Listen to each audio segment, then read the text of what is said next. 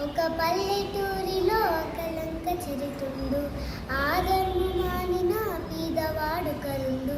కట్టెలతో వాడు గొడ్డ నింపుకొనచు, సత్యరథంబుతో నిత్యంబు జీవించు.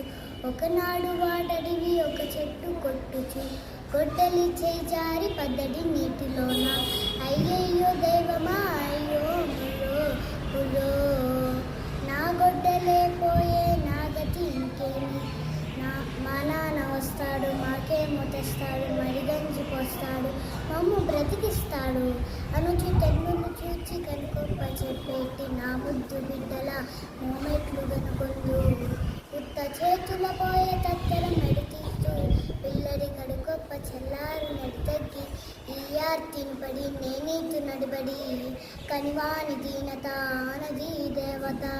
చెన్నారు రంగుల బంగారు వంచుబించి, రంగాలు వన్నెల బంగారు గొడ్డలు చూపి, నీదేనేమో చూడు మాయని పలికే మిల్మెట్లు గనుక చూ మెరిసెనే గొడ్డలి.